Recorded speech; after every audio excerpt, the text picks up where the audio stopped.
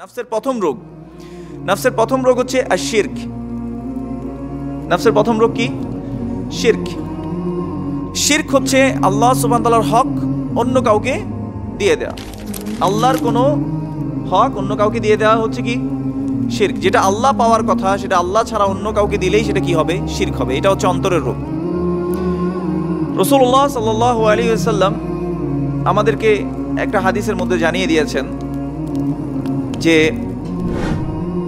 ইন্না আখওয়াফা মা আখাফু আলাইকুম আশ-শিরকুল আসগর। আমি তোমাদের ব্যাপারে যে বিষয় সবচেয়ে বেশি ভয় পাই সেটা হচ্ছে আশ-শিরকুল আসগর, ছোট শিরক। কিলা ইয়া রাসূলুল্লাহ ওয়া মা আশ-শিরকুল আসগর, ছোট শিরক এটা কি জিনিস? তখন তিনি বলেছেন আর-রিয়া। শিরক হচ্ছে কি? রিয়া, লোক দেখানো। রিয়ার আরেকটা ফর্ম হচ্ছে আস-সুমআ, শোনানো। কাউকে কোনো কিছু কি করা? শোনানো। কোনো একটা কাজ করেছে এটা শোনানো, এটাও একটা নাফসের রোগ। প্রথমে আসি শিরক, এটা যে অন্তরের রোগ, এই কারণে আমরা আল্লাহর হকটা আল্লাহকে দিতে পারি না। শিরক ভালোবাসার মাধ্যমে হয় না?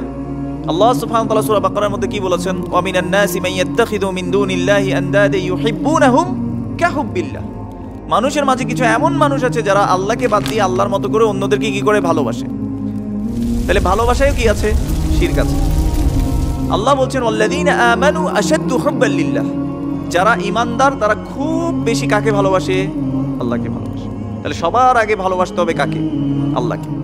এই জন্য এই শিরক, অন্তরের প্রথম রোগ হচ্ছে শিরক। এটা থেকে বাঁচতে হলে আল্লাহর হক সম্পর্কে জানতে হবে। আল্লাহর হক যাতে আমি অন্য কাউকে দিয়ে না দেই, এই জন্য আল্লাহ সম্পর্কে আমি এক একটা রোগ বলবো এবং সাথে সাথে এই জিনিসটাও বলে যাবো আর কি ইনশাআল্লাহ। তাহলে শিরক থেকে বাঁচতে হলে কি করতে হবে? শিরকের অপোজিট হচ্ছে তাওহীদ। শিরকের অপোজিট কি? তাওহীদ। তাহলে তাওহীদ সম্পর্কে জানতে হবে। আমার তাওহীদ যদি ঠিক হয়, আমার অন্তর থেকে শিরক অটোমেটিক চলে যাবে। আর কিছু জায়গায় যদি অজান্তেও শিরক হয়, তার জন্য দোয়া করতে হবে আল্লাহর কাছে, যাতে অজান্তেও শিরক না হয়। আল্লাহুম্মা ইন্নী আউযু বিকা আন উশরিকা বিকা ওয়া আনা আ'লাম ওয়া আস্তাগফিরুকা লিমা লা আ'লাম। হে আল্লাহ, আমি তোমার কাছে জানা শিরক থেকে আশ্রয় চাই এবং যেগুলো জানি না এমন শিরক থেকেও তোমার কাছে কি চাই? পানা চাই। পারবো তো ইনশাআল্লাহ করতে? আরবি না জানলে বাংলায় অন্তত করবো। আল্লাহ, তোমার কাছে আমি জানা শিরক থেকে এবং অজানা শিরক থেকে আমরা কি করি? আশ্রয় চাচ্ছি। এভাবে করে আমরা দোয়া করতে পারি। আর হিসনুল মুসলিমে এই দোয়াটা পাবেন আপনারা। যে দ্বিতীয় রোগ অন্তরে, সেটা হচ্ছে আশাক অথবা শুবহাত, সন্দেহ পোষণ করা। দেখবেন কিছু কিছু মানুষ আছে, তারা মাঝে মাঝে ইমানদার হয়ে যায় আর মাঝে মাঝে কুফরিতে চলে যায়। মানে ভালো কিছু আছে, ফাআম্মা ইযা মাবতালাহু রাব্বুহু ফাআকরামাহু ওয়া না'আমাহু ফায়াকুলু রাব্বি আকরামান। যখনই তাদেরকে কোনো নিয়ামত দেওয়া হয়, সম্মানিত করা হয়, সে বলে যে আমার রব আমাকে খুব বেশি কি করছে? সম্মানিত করছে। ওয়া ইযা মাবতালাহু রাব্বুহু ফাকাদারা আলাইহি রিজকাহু, আর তার যদি রিজিকে একটু সংকোচন করে দেয়, সে কি বলে? রব্বি আহানান, আমার রব আমাকে কি করছে? অপমান অপদস্থ করছে।